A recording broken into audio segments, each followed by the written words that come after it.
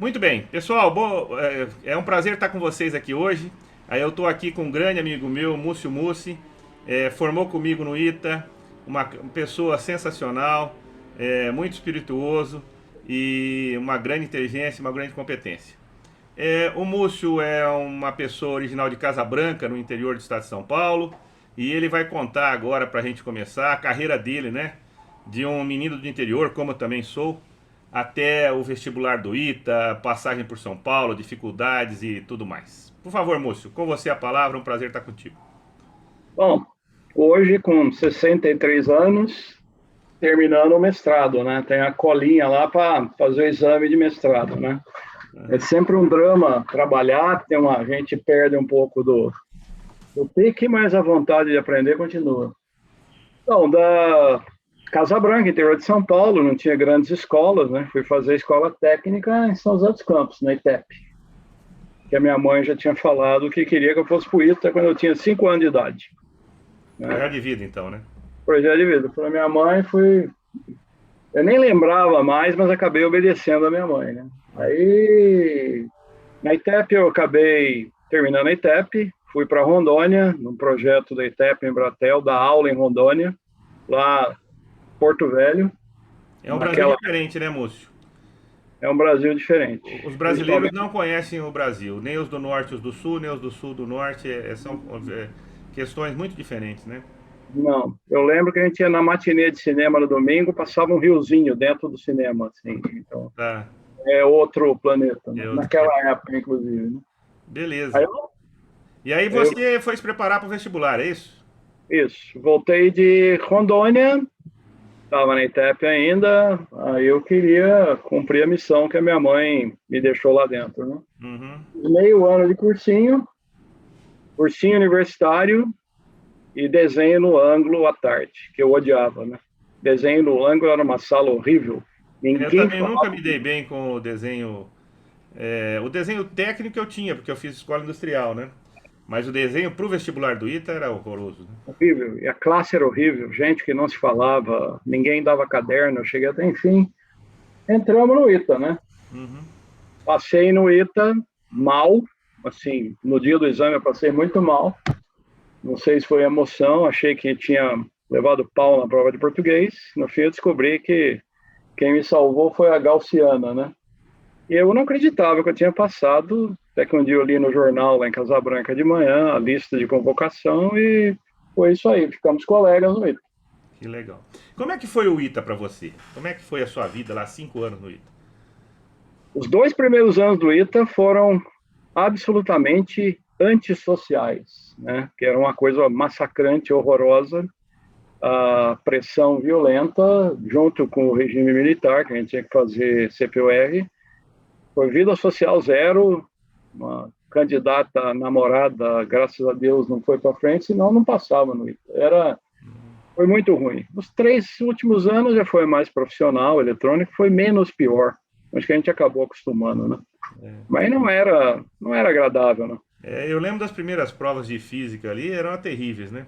E eu me Pois é. escabelando para resolver uma das questões, os colegas, tinha gente muito mais competente que eu, certamente, né?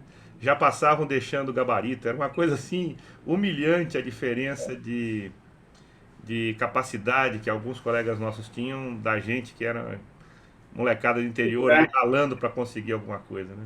Pois é, na formatura foi uma surpresa que eu tive também. Eu sofria, né? Com física, aquelas matemáticas horrorosas. No fim, eu tive lá um muito bom em todos os anos em física e matemática. Eu não sabia disso. Foi uma surpresa na formatura receber essa. Bom, enfim, sofri também como moleque do interior. Não O era fácil. pessoal das escolas boas do Rio é que tiravam sarro da gente, né? Ah, eles passavam trator em cima da gente, né?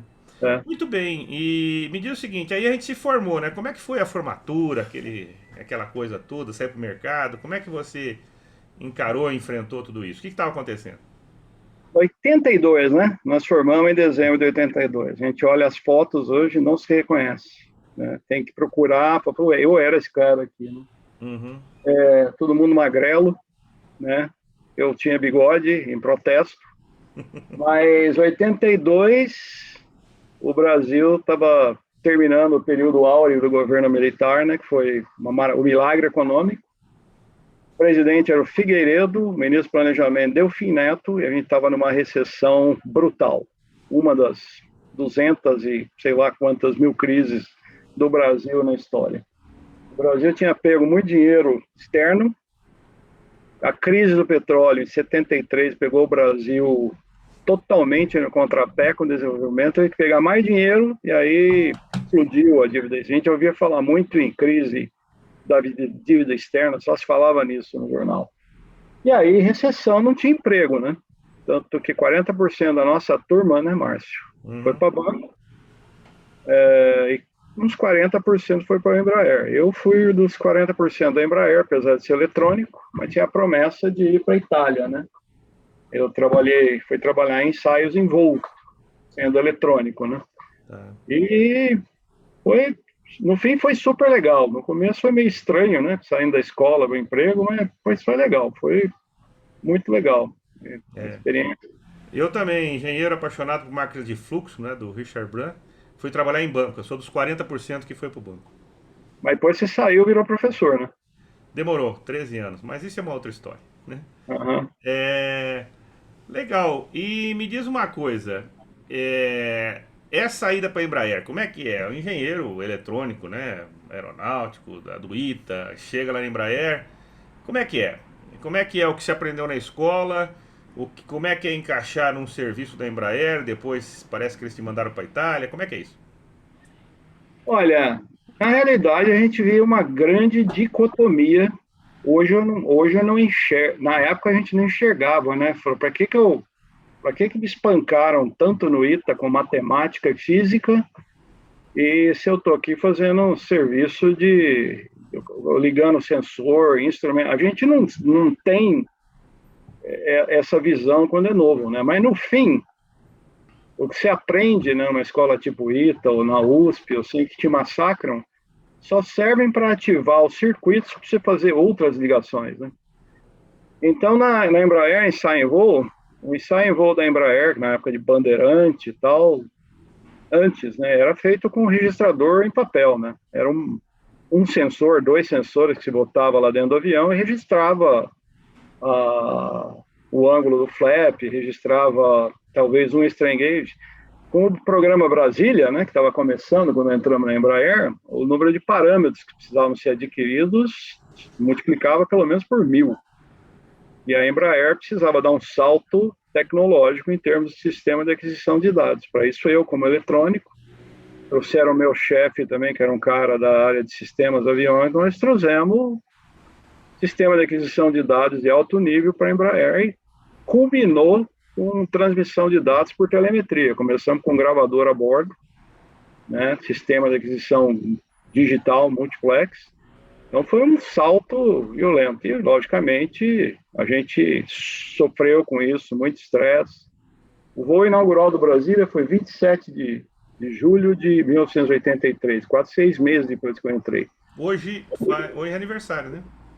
Hoje é aniversário. Um dos meus chefes na Embraer teve um colapso nervoso, ficou catatônico, e tanto que era o estresse. A gente brigava de noite para instalar a instrumentação contra os caras montando avião, foi uma loucura, né? Mas foi um salto para a empresa e para o Brasil, né? E essa aquisição de dados tornou a tomada de decisão, a análise de engenharia muito melhor, né? Porque se você tinha 2 sensores e passou a ter, sei lá, algumas dezenas ou centenas, isso modifica toda a tomada de decisão, ainda mais na engenharia aeronáutica, que tem um pouco aí de acerto e erro, né? Tem um pouco de empirismo em algumas questões, né? Tem muito empirismo. Basicamente, você mudou, além do patamar do sistema de aquisição de dados, você mudou o patamar e o nível dos engenheiros que decidiam as coisas, né? Baseado em testes estruturais, você ia lá fazer ensaio de flutter, aí que é botar carga pirotécnica na asa do avião, medir a excitação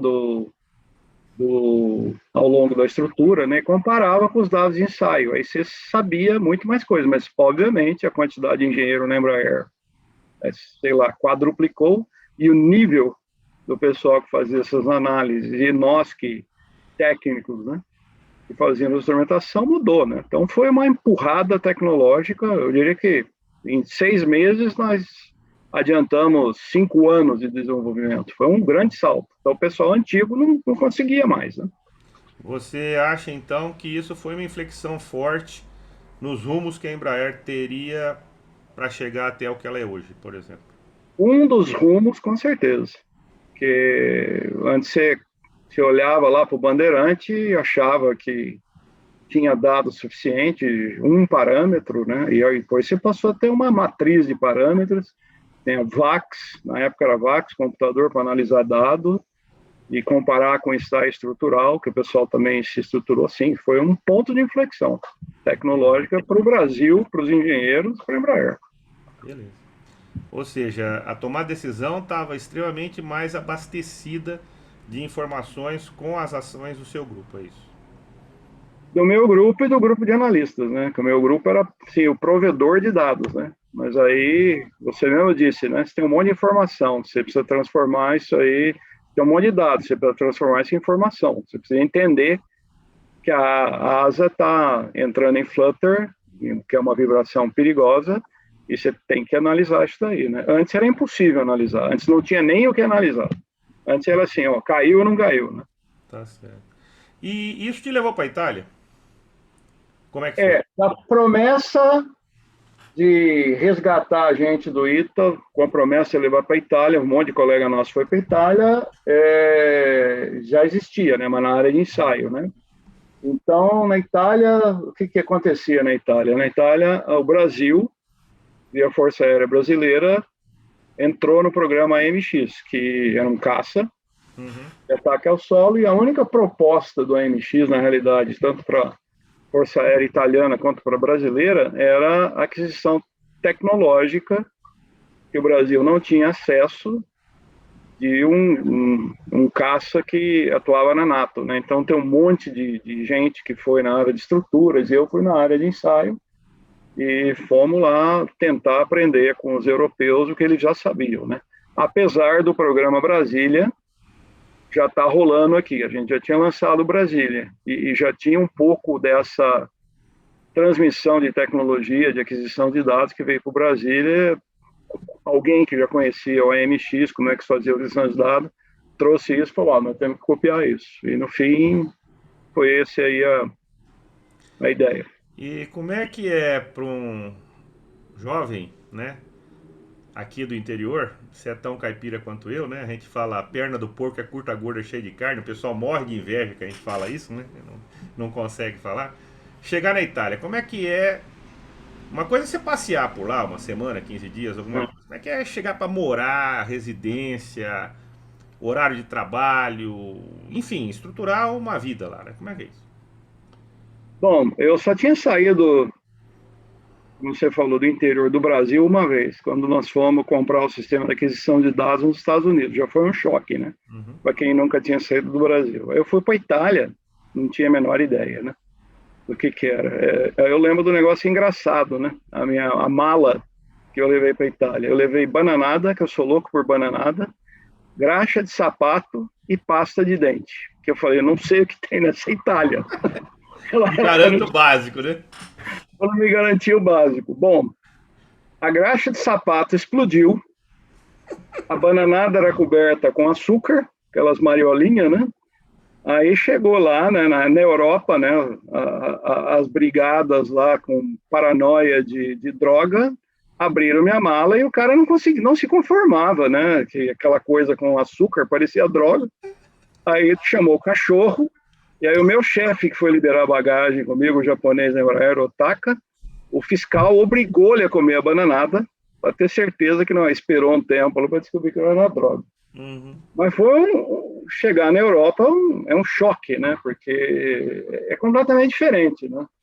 Na Itália tem muito aquela questão dos dialetos, né? E o ritual da comida, né? Que a gente não sabe, cada cidade tinha um dialeto, né? Que foi, no Brasil não existe. E a gente foi aprendendo, né? Lições de civilidade com eles, que é completamente diferente. A gente tem horário que o restaurante fecha, né? Porque se você não fecha, comida lá comeu até aquele horário, né? Comida lá é levada super a sério e tem que ser fresca, né? E as estações, né?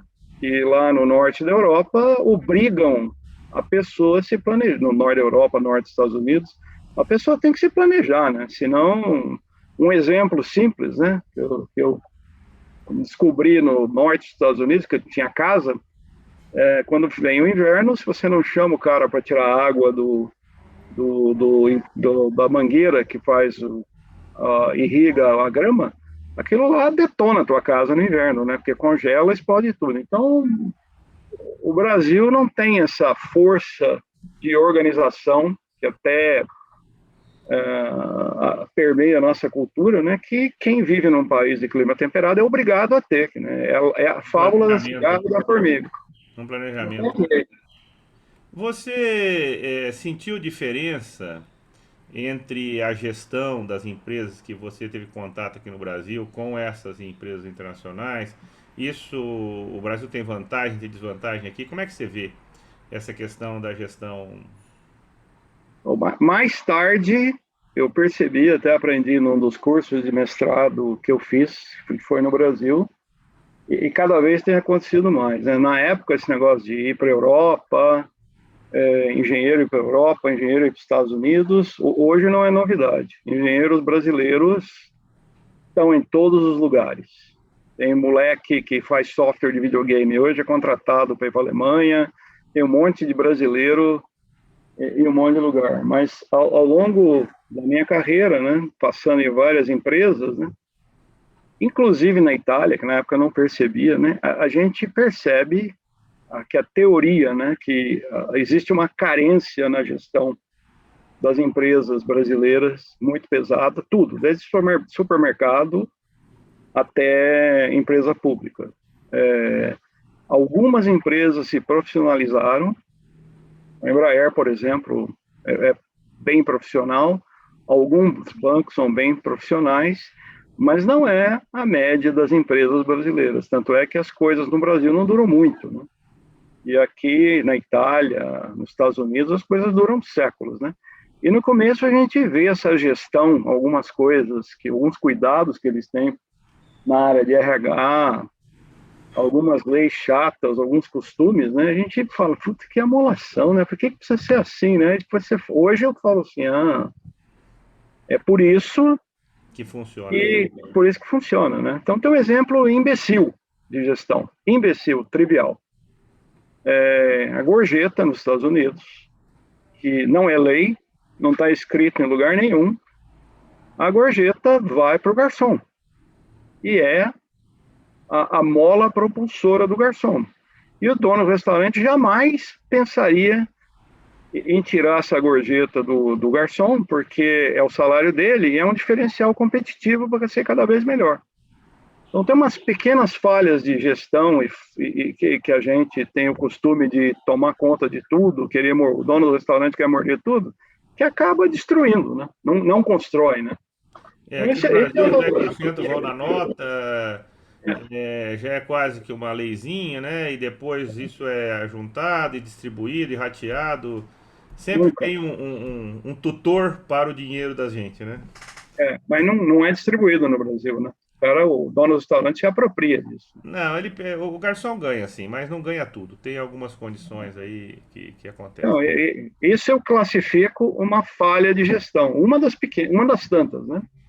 E tem outras, em gestão pública tem infinitos exemplos. Então o Brasil tem muito a evoluir em gestão pública e muito a aprender. Engenharia eu acho que tem de boa qualidade. Tá certo, que legal. Quanto tempo durou a experiência na Itália, Múcio? Essa primeira experiência na Itália durou 1 ano e meio. 1 ano e meio. Passou todas as estações lá, Passamos. Conheceu restaurantes, vinhos e tudo mais, né? Tudo. Muitos lugares, tudo é muito perto, né? Conhecemos a Europa inteira, né? Entendi. Aprendi a esquiar também no inverno. Dá um medo de esquiar, hein? Tive medo, não consegui não. Achei muito perigo, muito rápido. Tinha menino de 3, 4 anos esquiando com uma velocidade incrível do meu lado, eu não conseguia ficar em cima do esqui. Não é pra mim, não. Só paranoico esquia bem. Eu sou médio. Então, os japoneses lá da nossa turma eram paranoicos, eles esquiavam. Que legal. E como é que é chegar num país como a Itália? Né? Você é bem recebido, se enturma fácil, você já está numa empresa, o pessoal te convida para os happy hours, ou é meio assim sectário? Como é que funciona isso? Bom, eu cheguei lá em 85, 86, né? Não sei como é que é hoje. Talvez um pessoal mais moderno, a Itália e a Europa, de uma maneira geral, recebeu muitos imigrantes, né? Principalmente do norte da África. Na época que eu cheguei, não era muito comum tanto imigrante, né? E a gente não era bem recebido, não. Principalmente no trabalho, é assim, esse cara que vai pegar meu trabalho, né? Questi brasiliani não, sono qui per prendere il nostro posto di lavoro. E não era dito, mas era sentido, né? Então eles colocavam a gente no escritório separado, o pessoal, eu mais dois brasileiros, o pessoal da Rolls-Royce limitava o acesso à sala de telemetria do AMX, por exemplo, transmissão de dados, davam uns pacotes de trabalho meio pequenininho e tinha uma tendência grande de limitar a informação, né? E na rua, como eu sou filho de neto de libanês, eu era o italiano tem muito essa questão de você se vestir, da aparência, né? Minha mulher era filha de italiano, eles falavam com ela, não falavam comigo, Que o que é um coisa. contrassenso na Itália, né? Uhum. E eu várias vezes escutei que eu marroquino, né? Quer dizer, pô. Então, Existe esse racismo, essa questão em todo mundo, né? Ainda que velada, isso existe, né?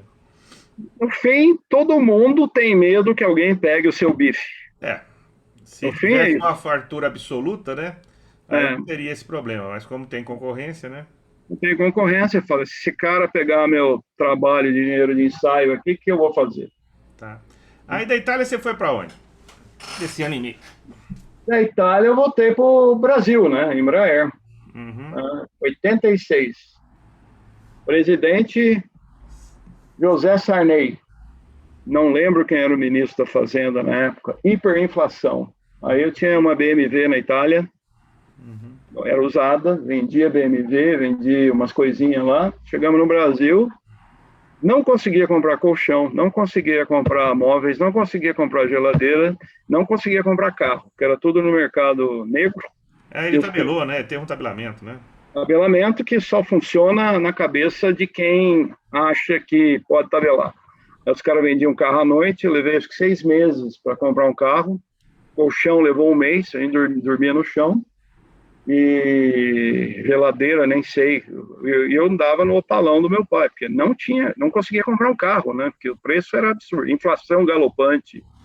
Tinha que. Essa, essa é assim, uma declaração importante, né? Porque eu acho que hoje em dia o pessoal não tem noção do que seja isso, né? Não, Você pegar uma turma que não viveu essa época aí, o cara fala, pô, como é que não serve geladeira? Geladeira você entra no Mercado Livre, no dia seguinte eles põem na tua casa. Carro tem nego pagando pra você fazer teste no carro, né? Quer dizer, um outro momento, né? não Interessante. tinha telefone, não tinha telefone celular também. Você tinha que Não, comprar vieram telefone. depois, né? Muito bem. E aí, você ficou na Embraer até quando? Eu fiquei na Embraer, teve algumas idas e voltas, fui para a órbita implodiu, que foi uma iniciativa da Embraer O e que que não era da a hora? Embraer. A órbita foi uma empresa que foi criada em Genício Órbita para desenvolver o Piranha, né? E aí foi um caso clássico de má gestão, que hoje Piranha é um míssil. Piranha era um míssil, Uhum. míssil RR. Era para ser desenvolvido e no fim a gente via que tinha alguma coisa errada na empresa, né? Inchava de gente, criando departamentos, tinha manual e norma para tudo e não tinha produto, não tinha cliente, né? Tá. Pois o cliente era no Ministério da Aeronáutica, mas era muita gente e muita burocracia, excesso de burocracia, que é uma coisa bem brasileira em gestão, excesso de regra para coisa que não precisa. A gente não tinha nenhum produto, não tinha laboratório, porque aí implodiu, né? A escassez da grana. É, o problema não são as regras, né? São as regras desnecessárias, né? Porque regra tem que ter pra coisa andar, né? Mas quando começa É, a inventar é demais, que é uma que característica brasileira, né? Você criar um manual da qualidade dessa grossura para um produto que não existe, É, meio complicado, né? então, Mas essa é. aí implodiu a órbita em Gemício, todo mundo foi para a rua, aí eu voltei para a Embraer, voltei para a divisão equipamentos da Embraer, fazer antes KID do AMX, né, que uma interface lá com os franceses, da Hispano Bugatti, e não demorou muito, a Embraer começou a implodir também. Osílio Silva, o presidente, começou emitindo debentures, que é um sinal crasso de que tem alguma coisa muito errada. Debenture é dinheiro para esquentar as turbinas, né? Falando, como que o cara está emitindo debenture agora? E a gente nunca soube exatamente o que aconteceu, mas um dos pilares da crise acho que foi o CBA 123, com aquele projeto com o avião com rotor empurrando com a Argentina, né? Esse projeto enfiado goela abaixo com a Argentina, que não tinha mercado, né? Fizeram um avião, não tinha quem comprasse, né? E aí, O Brasil perdeu algumas coisas durante essa época. A Ingesa foi uma delas, né? Que era a fábrica de tanque de guerra, muito eficiente, alguns produtos deles. Mas aí eles decidiram fazer o Osório, que era um tanque pesado para o exército brasileiro, e parece que a coisa não foi bem. Aí eles investiram muito num produto que não vingou e levou ao fechamento da Ingesa, que era uma empresa muito competente naquilo que ela se pretendia inicialmente, né? talvez essa seja uma falha de gestão que várias empresas implodiram. Uhum. Ingesa, tinha aquela outra Avibras também nessa época, 91, todo o parque militar de São José dos Campos implodiu, né? É. Seguido da Embraer. Não sei se foi uma coincidência histórica de um fator externo, mas tem esse fator comum, né? Investir num projeto de sonho, que era o CBA 123, e análise do mercado, né? Que é não tem que você tem que fazer isso aí, né? Se você tem cliente para isso, parece que não foi feito, né? No Uhum. fim descobriram que ninguém comprava. O Osório eu não lembro, mas acho que foi exatamente isso. Não tinha mercado para o Osório. E uma coisa interessante que eu acho que vale a pena perguntar para você é o seguinte: hoje em dia o pessoal acha que vai na internet e acha tecnologia para tudo, mas vocês estavam lidando com a ponta, né? Aquilo que ninguém entrega, né? Quer dizer, que era o suprassumo, um conhecimento de utilidade vital, alguma coisa que implicava em segurança nacional de várias ações, interesses comerciais, quer dizer, vocês estavam mexendo numa coisa que ninguém queria entregar de graça, né? O Google não ia achar o que vocês precisavam saber, né? Não, não tinha Google. E na órbita, uma das. Tinha o meu chefe na órbita era o Dr. Múzio, do INPE, PhD em tracking, né, sistema de cabeça guiadora do míssil. O cara era o fera, né? Mas eu trabalhava com ele diretamente, né? E aí a gente tinha uns problemas de tecnologia, né? A gente precisava, por exemplo, de plataforma inercial, né? E onde que compra a plataforma? Não é igual hoje na internet. Ou você comprava de alguém ou fazia. Porque os Estados Unidos não vendia a plataforma inercial para o Brasil. Então, plataforma inercial para o Brasil. E era básico para navegação. Sensores de guiamento também não vendia. A gente acabou comprando alguns da França, se associou à Itália em alguns casos, mas tecnologia é um negócio que dói. Não é. Hoje a gente acha assim que tem essa sensação na internet que tudo é fácil, mas não é, né? Tem um exemplo atual, né? Do Covid, as vacinas da Moderna e da Pfizer, né? E estão aí, o Biden cedeu a patente, vai ceder, conversa mole, né? Ninguém consegue copiar. É ultra complicado fazer as vacinas mRNA. Tem um processo todo trancafiado, Ninguém às vezes é consegue copiar. taxado isso daí, né? Quer dizer, pode abrir aí que não consegue. Então, tecnologia de verdade, verdade mesmo, é um negócio suado de conseguir. Envolve muito acerto, erro, né? E É, tudo mais, né? Que legal. Vamos continuar aqui. Você saiu da Embraer, órbita. Como é que foi essa decisão aí de sair? Como é que foi tudo isso? Não é fácil, né? Você está Não, numa uma pseudo-segurança, vamos dizer assim, tem é, emprego, tem tudo, e empresas implodindo. Como é que funciona a cabeça da gente nisso daí, moço? depende da pessoa, né? Tem gente que não liga. Hoje a pessoa é mais empreendedor, mas na época eu era mais conservador, né? Acreditava em emprego, já tinha visto a órbita implodir. A Embraer estava vendo implodir. A Embraer começou a implodir, demitiu 4 mil pessoas em um dia, dos 12 mil funcionários. Eu falei, filho, primeiro filho a caminho. Eu falei, não dá, né? Não dá para ficar coisa antiga, né? Coisa da minha mãe, né? Solidez, né? Minha mãe era professora, né? Então, mania de emprego, não de A minha empreendedorismo. também, era professor de Estado. O Estado era segurança, né? Então, aí eu fui procurar uma empresa mais sólida. Apareceu um anúncio no jornal, Robert Bosch, aplicador de injeção, fui lá. E Bosch é uma empresa super sólida, tinha século de história, né? E É uma continua até mudança hoje. forte, né? Uma empresa do setor aeronáutico, da área de presença, digamos assim, para uma empresa. A Bosch faz componentes automobilísticos e mais outras coisas, né?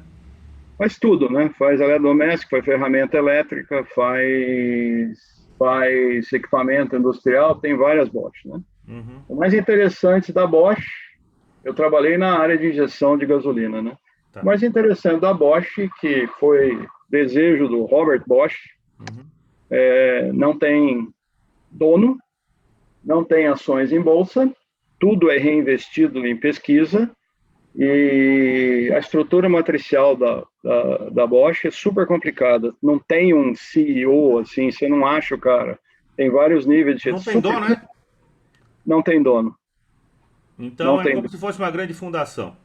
É como se fosse uma grande fundação. Como funciona? Tinha um monte de piadinha dentro da Bosch, mas assim, é muito complicado. Então lá tinha lá os níveis, lá tinha os. Não era um CEO, era um F4, F4, F5, FIA, né? É o dirigente 5, esses níveis. E as decisões eram todas colegiadas, né?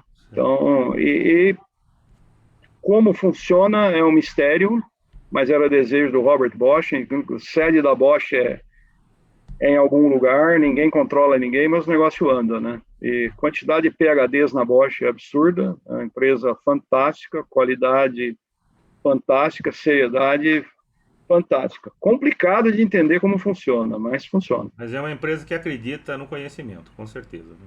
Absolutamente. Lotado de PhD. Ela Né? entende que para ficar no mercado ela tem que ser competitiva, tem que ser inovadora, e para fazer isso tem que ter gente com conhecimento para tal, né? O O mais acaso não é deixado ao acaso, né? não, como é feito isso é muito estranho, né? Assim, não é uma pessoa que decide, mas é assim, funciona. Tá certo. Que legal. E quanto tempo durou essa questão da Bosch aí? Como é que foi isso tudo? O Bosch durou 6 anos, foi uma experiência fantástica, né? Como eu te disse, time de Você estava ali em tecnologia, Campinas? Campinas, Tá. mexia com carro, mexia com montadora, carro que ia ser lançado, pois eu andava com carro disfarçado de outro carro, né? Tipo, era um, sei lá, na época nem lembro o nome dos carros, era um Opala, mas dentro do Opala, na realidade, não era um Opala, era um outro carro que eu estava guiando. Então era muito Ah, legal. Quatro Rodas ficava fazendo foto escondida. Pegamos a foto do novo lançamento. Tinha essas coisas, né? Então era muito legal. Os carros com a carroceria nova, a gente não podia sair na rua, só ficava em dinamômetro, né? Mas os outros, as mulas, que a gente chamava, a gente usava para fazer testes. Que legal. E aí, fiquei lá até que Fada Madrinha me chamou para concorrência, Magnete e Marelli, e foi engraçado, né? Que era competição direta. E eu recebi uma proposta para gerenciar a eletrônica da Magnete Marelli, com fábrica e tudo, na área de injeção de combustível, alarme, e a Bosch deixou eu ir, né? E parece que o negócio teve até lá em cima, lá o meu chefe da Marelli, que a consulta foi em vários níveis da Bosch. Foi aquele negócio tipo jogador, né? Vamos comprar o seu jogador, né? E eu Existe fiquei uma muito, certa ética nesse negócio de roubar o funcionário do outro. eu fiquei muito frustrado quando eu fiquei sabendo, mas tudo bem, né? E aí a Marelli foi um ensinamento na área de tecnologia, né, que mexia com fábrica eletrônica, na área de gestão, né, porque trabalhava com cliente de automotiva direto, Uhum. pressão absurda, trabalhava 10 a 15 horas por dia. A Marelli é o que? É italiana? Fiat. Marelli é do grupo Fiat, Tá. italiano. Uhum. Eu viajei mais para a Itália ainda, né, quer dizer, acabei usando ainda o meu italiano, né, viajei muitas vezes para Torino, para Marelli, e foi muito legal, mas para aguentar trabalhar 10, 15 horas por dia com um filho pequeno, É não dá. verdade. Eu também Não passei por isso na época áurea da educação MBAs Brasil. Eu cheguei a ficar fora de casa 37 fins de semana em um ano, né? dá, não dá, Viajando para tudo quanto era canto do Brasil, uma coisa inacreditável. não dá. Tá bom. E dessa, quer dizer, parece que você ficou um tempão, tanto na Bosch quanto na Marelli, falando de combustíveis, né? É uma coisa importante, né? Porque antes da crise do petróleo, a gasolina ninguém ligava para ela, né? Enche o tanque, boa, né?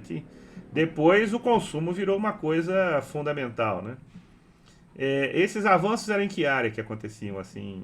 Como é que funciona? É Em redução do todas as consumo? áreas, né? Aham, Em todas as áreas. Na parte de eletrônica, uhum. você tem que controlar o avanço da ignição e a quantidade de injeção. Que legal. E uma coisa que me chocava demais saber que existia na realidade, que era uma coisa maluca, né? A bomba de combustível, tanto da Bosch quanto da Marelli, ficava dentro do tanque de combustível com fio entrando, né? Até hoje. Até hoje. E a gente provou em ensaios que não pegava fogo, né? Mas que dava medo de lembrar disso, É, dava. isso. E também tecnologia de injetores, né? Depois a Fiat patenteou, Fiat Marelli patenteou a injeção direta para combustível, a Bosch comprou Que e legal. tomou conta dessa aí, e aí você Existia controla. alguma coisa em conjunto ali disfarçada, né? No fim das contas, né? Pois é, o Centro de Pesquisa Marelli, Fiat, na Itália, não conseguiu produzir, conseguiu inventar. E aí venderam. Aí depois a Bosch Lighting e a Marelli se juntaram numa desventura. E Tá. um dos problemas de qualidade muito grande em carro é farol, eu não sabia. É um negócio que consome dinheiro para burro, eu não sabia disso. Uhum. E essa desventura Marelli e Bosch acabou dando em nada, porque era uma lâmpada de alta tecnologia, muito cara, mas os níveis de qualidade Não chegaram. acabaram teimando o negócio. Isso é uma coisa interessante você falar, porque como eu fiz mecânica lá na escola, né?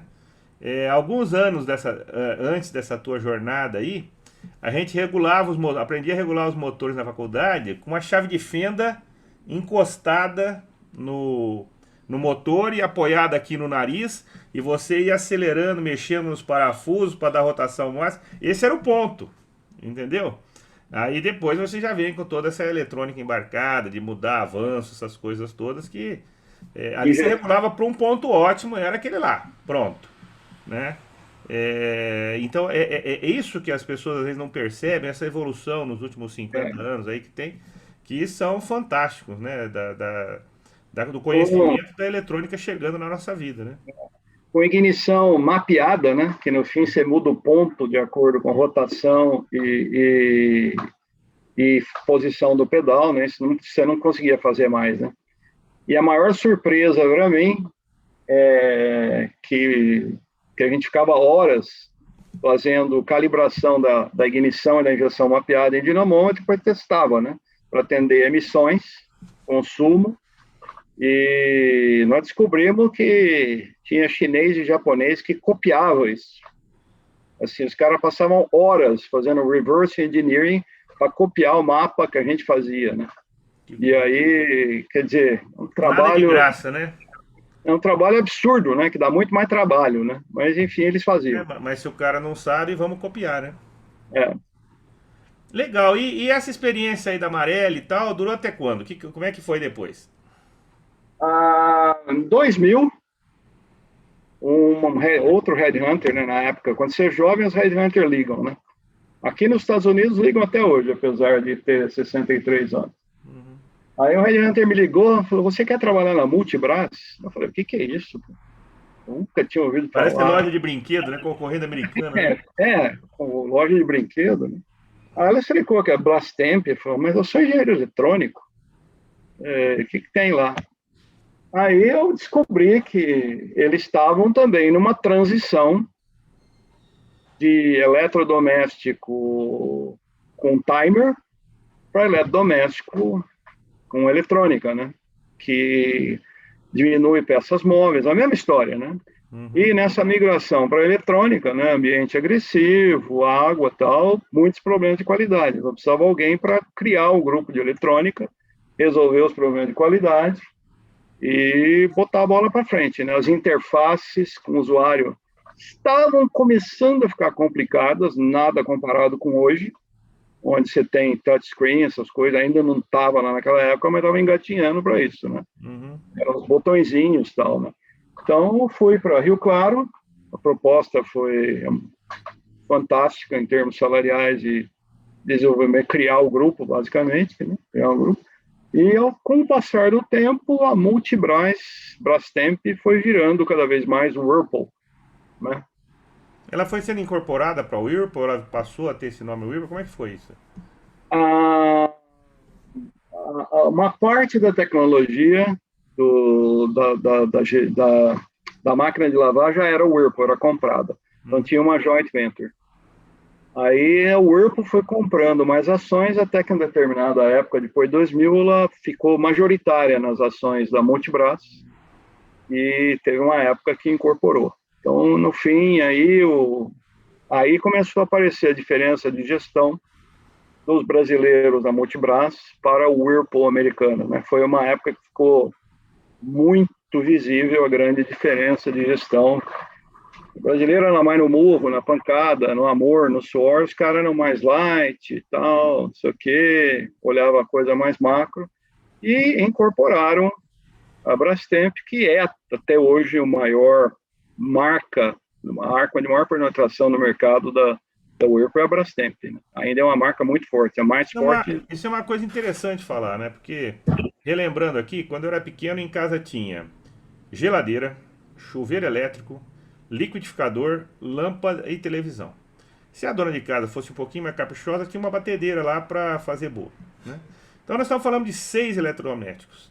É. Isso, hoje em dia, tem pelo menos o dobro num dos cômodos da residência, né? Então, se pensar numa casa hoje, tendo eletrodoméstico ligado, conectado, que tem, é incrível, né? E com a tecnologia toda acoplada, né? Então, a evolução durante essa nossa existência aqui na Terra foi imensa, né, moço? Naquela época, 2000 e pouco, a Whirlpool já tinha criado um grupo para Home Solutions, essa ideia da casa conectada, falando na época era rede, não tinha Wi-Fi, né? Era rede AC, já existia, né? Mas aí, com o passar do tempo, virou briga de gigante, né? Entrou Amazon, entrou Google, entrou Apple, não, entrou Samsung, e esses caras querem. Eu não sei nem quem ganha esse mercado hoje. Aqui em casa é quase tudo Amazon, porque no fim você tem que se ligar em alguém, né? Mas tem soluções de toda ordem, né? Se você entrar nos É, sites chineses aí, você deve comprar também uma casa inteirinha ligada de outras mas marcas que nem são conhecidas, né? é, Muito bem. E daí, da Whirlpool? Como é que foi? Quanto tempo lá?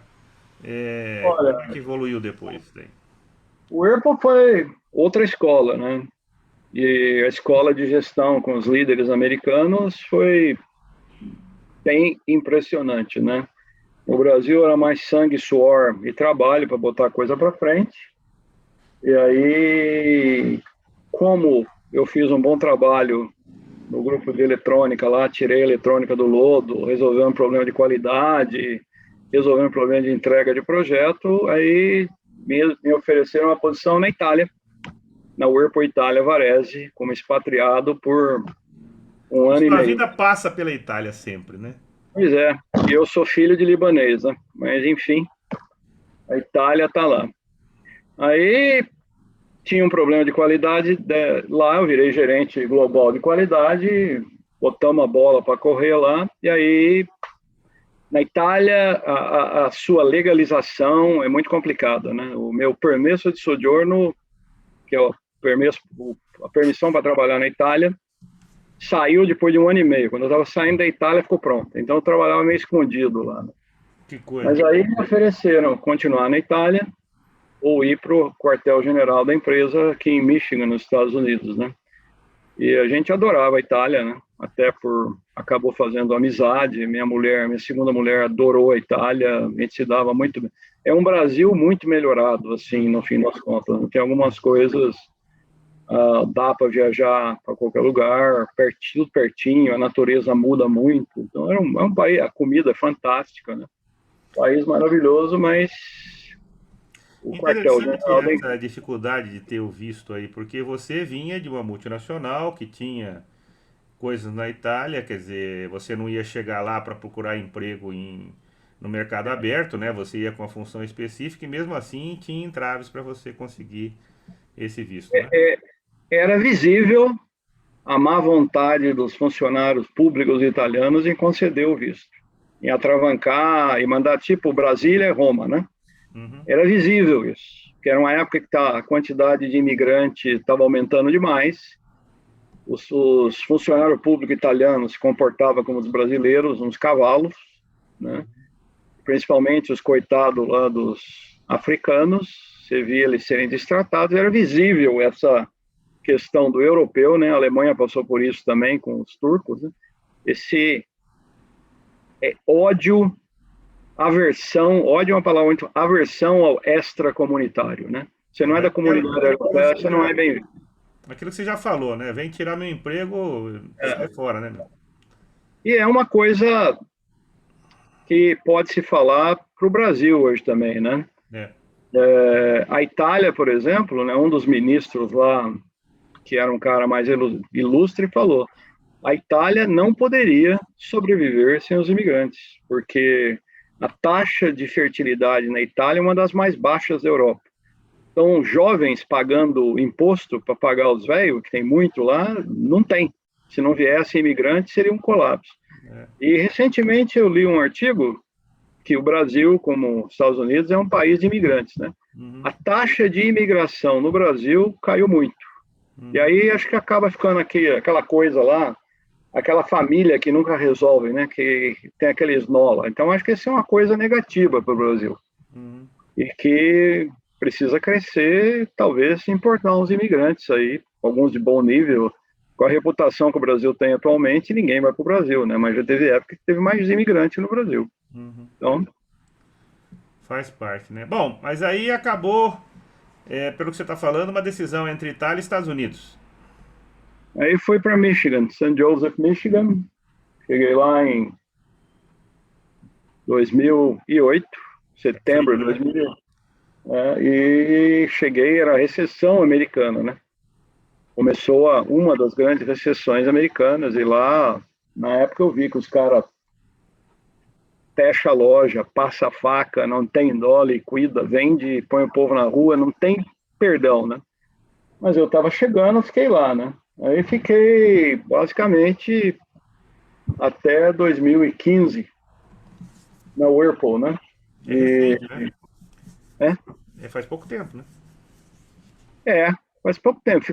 Total foi 15 anos entre Multibras e Whirlpool, né? Uhum. Aí a empresa, como todas as empresas mudam, né? Aí vem aquela questão, né? Você ficar. E eu tinha sido promovido a líder técnico de cocção, mas fiquei 8 anos no mesmo lugar, né? Porque precisava, né? Aí os meus chefes não cuidaram da minha carreira, não cuidaram de me expor, mas o que aconteceu, meus chefes, os líderes antigos da Whirlpool, começaram a sair, né? Ou ser saídos, né? Aquelas coisas de começou a trocar liderança e tal. Aí eu lembro um dia que eu saí na hora do almoço, eu costumava passar almoço americano, né? Aquela porcaria, Lanche.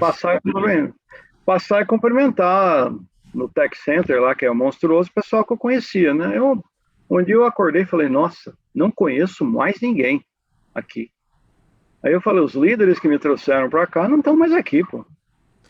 E aquele povo que conheceu tua trajetória melhorando a eletrônica dos produtos já não sabia mais. Eu não sabia mais. Aí eu falei, sou um desconhecido aqui. Aí, Estados Unidos, né? Mercado não falta headhunter, né? Te ligando para te tentar tirar. Eu aceitei um emprego na Carrier, fui para Syracuse. Carrier fazia container refrigerado e Aqui no faz. Brasil ela é conhecida pelos ar-condicionados, né? Mas aí ela é, obviamente, é uma empresa muito maior, né? Tem também. Tem ar-condicionado, mas ela fazia, nessa divisão, fazia container refrigerado e caminhão refrigerado. Aí eles estavam atrasados na eletrônica, era um grupo muito antigo de desenvolvimento, estavam perdendo, não tinha produto que conectava e o cliente queria, né? Aí eu aceitei o desafio, fui para Carrier. E cheguei a ser promovido, cheguei ao nível de diretor de tecnologia, né? Aí um dia a minha chefe me chamou, que tinha uma sala lá para muito falar com a RH, marcou uma coisa estranha, né? Ela marcou um encontro assim 2 semanas antes, não era comum. Falei, vamos lá ver, né? Dali eu já saí para rua com a caixinha na mão, né? O que Coisa de filme aconteceu? americano aconteceu com você, né? Falei, pô, mas que coisa chocante, né? O mercado de container refrigerado despencou e empresa com ação em bolsa não perdoa, né? Eu era um salário alto, cargo alto, e a turma que estava fazendo o novo projeto, mais um monte lá que cidade, salário e tchau, vai para o mercado, né? É muito chocante, não é legal, não. É. E como é que é? Os caras te mandam embora? Tem compensação? Como é que funciona? É PT ações? Como é que funciona isso?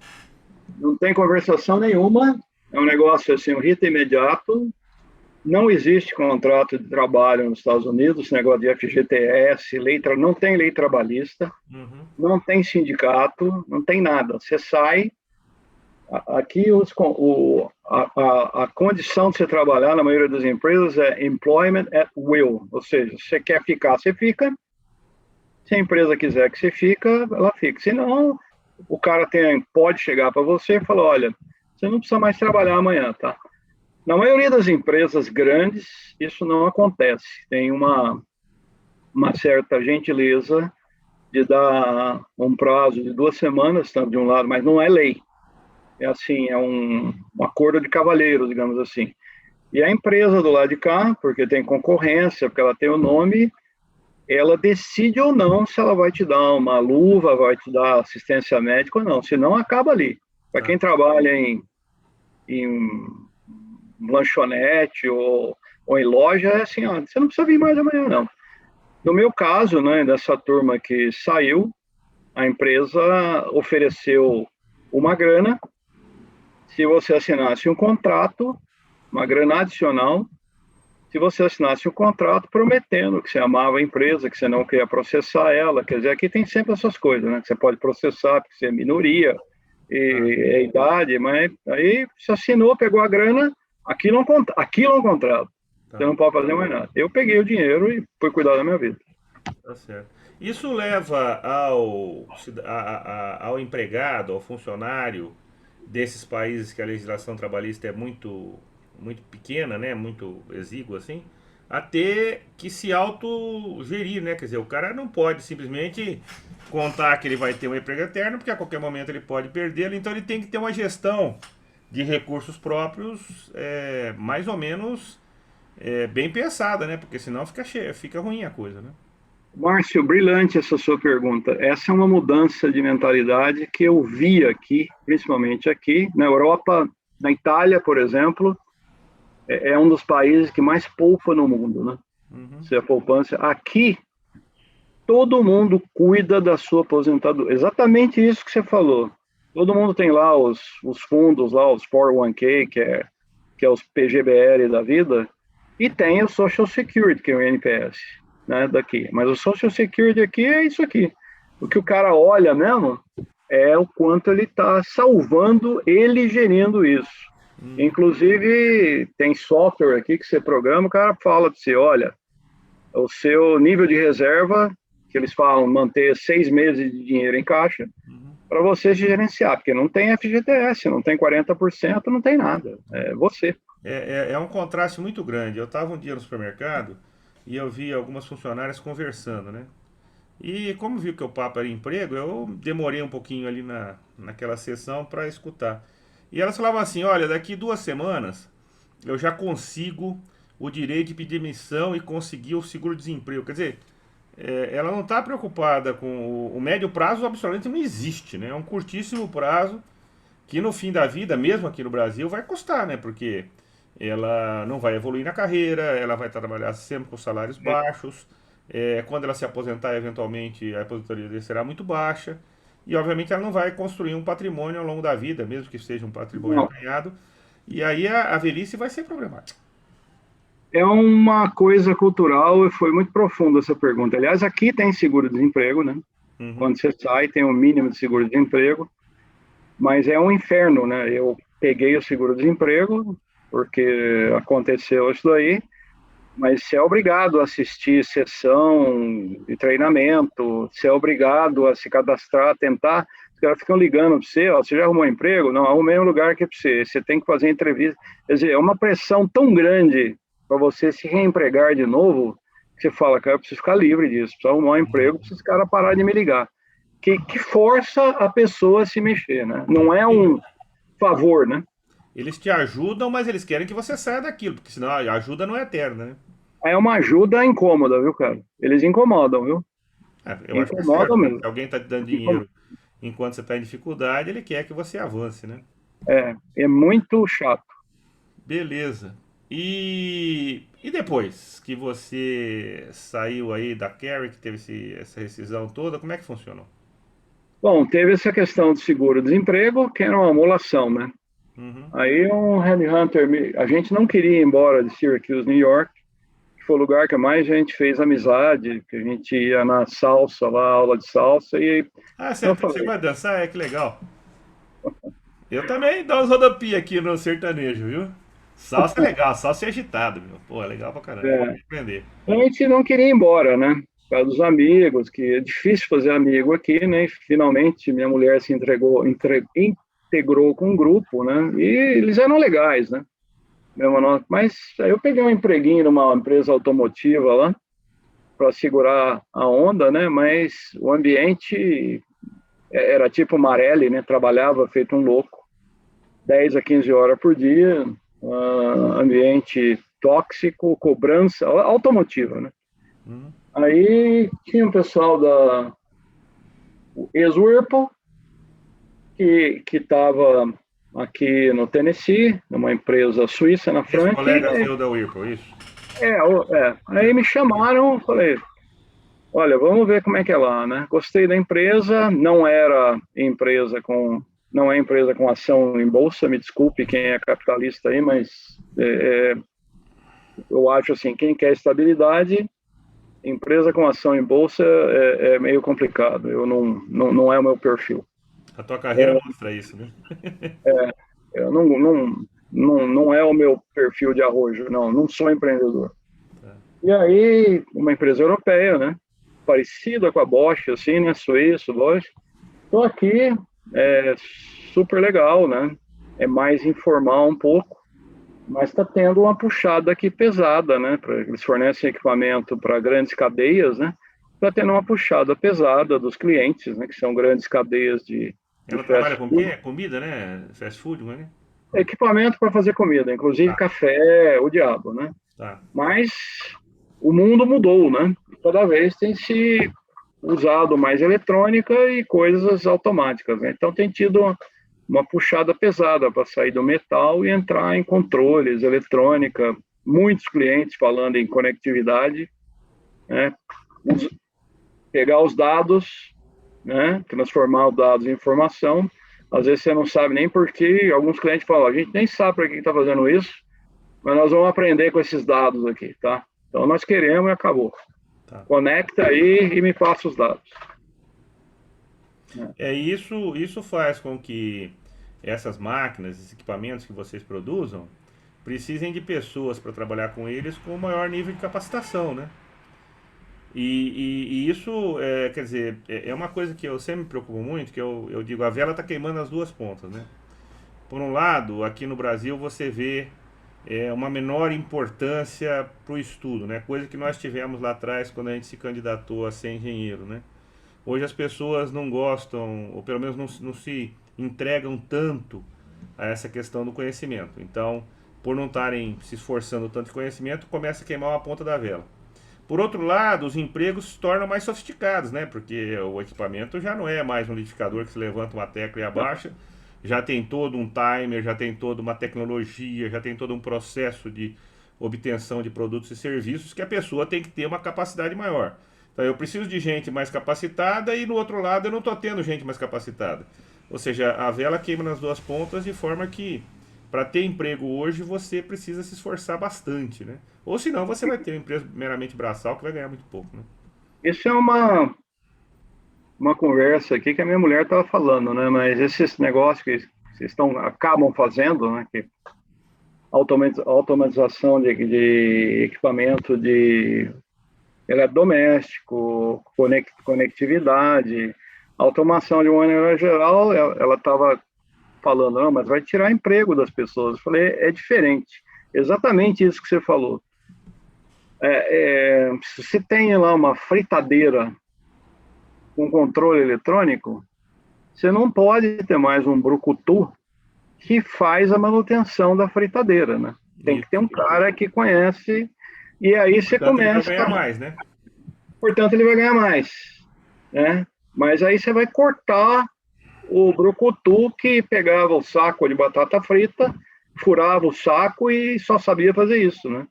E para onde vai esse cara, né? E no Brasil acontece isso aí, é cruel, né? Porque tem muito um cargo em extinção pela tecnologia no Brasil, que o visível é porteiro de prédio, né? Então, e aí, o que você faz com esse povo, né? É Então, o cara que... isso é uma questão importante, porque, por exemplo, é muito comum você ver discussões aí na sociedade, meio político, o que vai fazer para gerar emprego, né? E eu considero isso uma pergunta extremamente errada. Emprego Errada, tem. O que falta errada. são pessoas capacitadas para ocuparem as vagas. E eu falo isso, não é uma Errado. estatística relevante, mas com pelo menos uns 800, 900 alunos de MBA, de cargo de gerência média para cima, que eu entrevistei. Eu pergunto nas aulas, vocês teriam uma vaga para uma pessoa capacitada? Eles falaram, uma não, temos várias vagas para pessoa capacitada. Várias Só que vagas. nós 200. não temos essas pessoas para nos ajudar, né? Só para se ter uma ideia, eu tô com uma pequena reforma agora. Segunda-feira os serventes não vêm.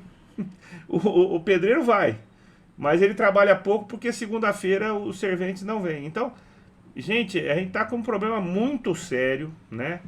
De uma disparidade entre a necessidade do mercado e o que as pessoas estão podendo oferecer, né? Eu É, tenho uma é, preocupação muito forte com isso.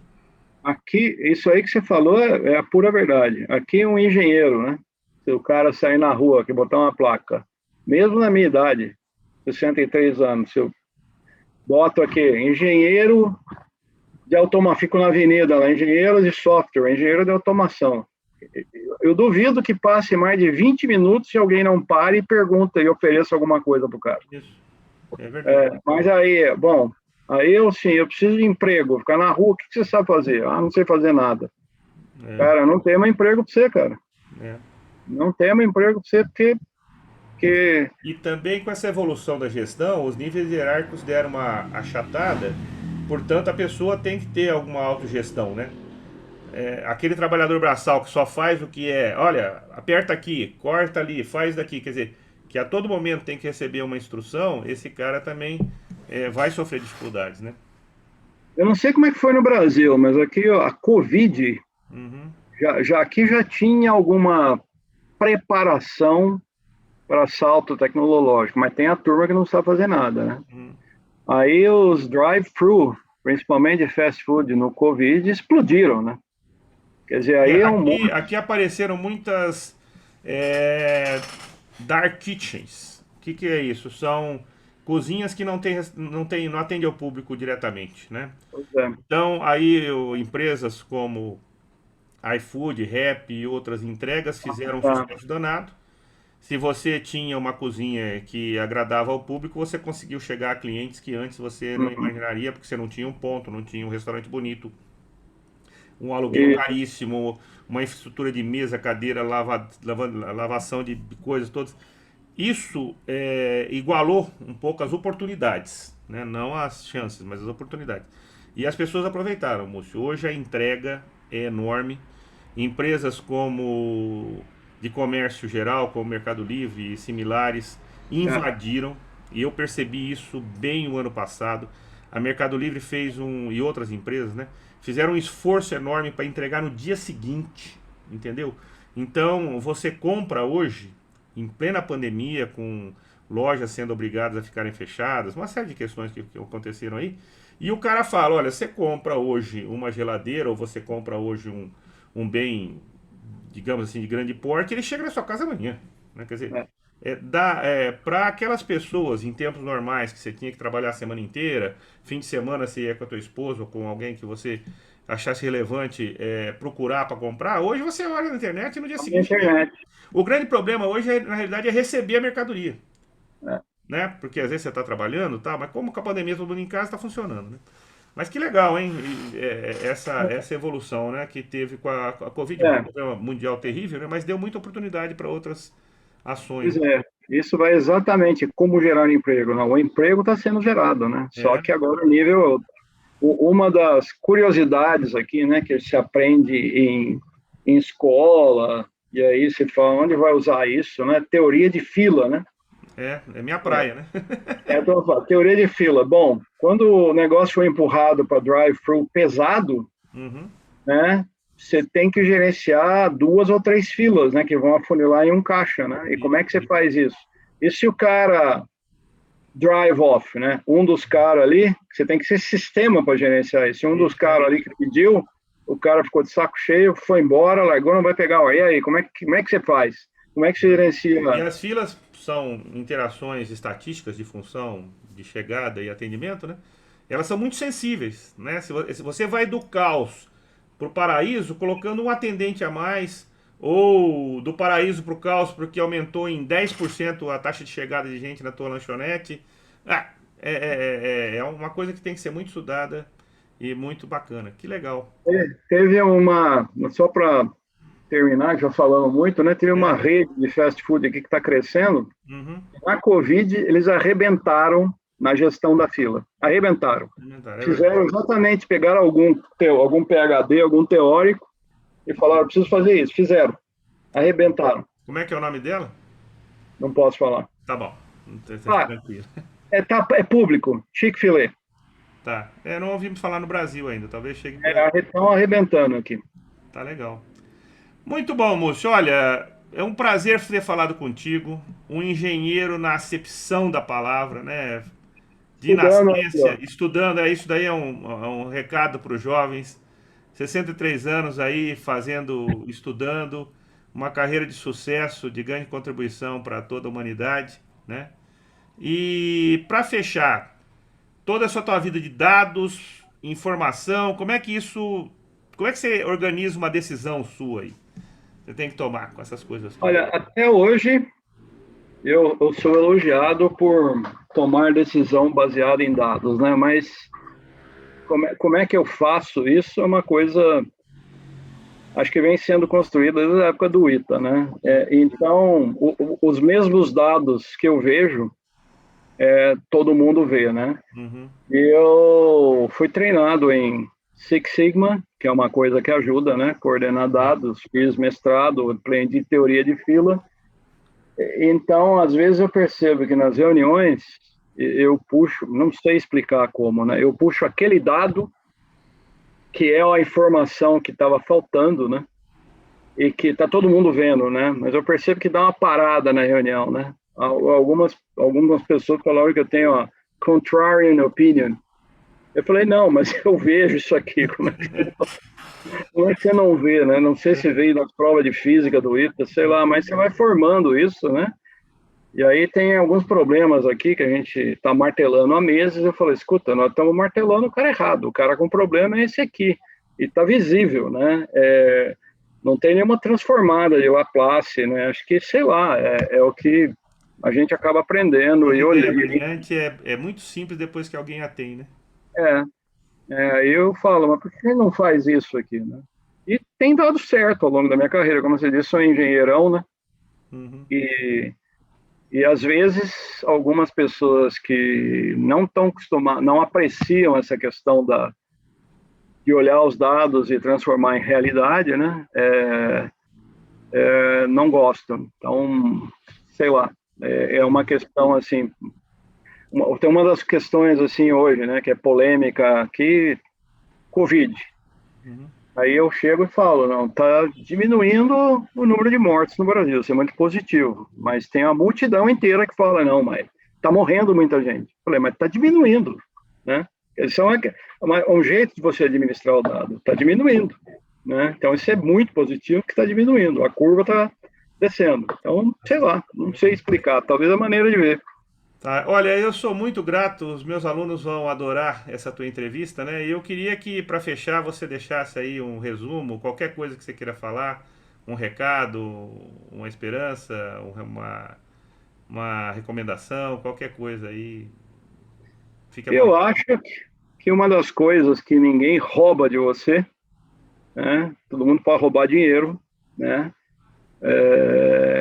Ex-mulher pode te dilapidar, filho, né? Mas conhecimento você vai levar com você até o caixão, né? Então, essa é uma coisa que você acho que você pode investir. Eu adoro o conhecimento, né? A gente tem uma discussão no grupo lá que o Márcio está no WhatsApp, discutindo assuntos genéricos e tudo isso é enriquecimento.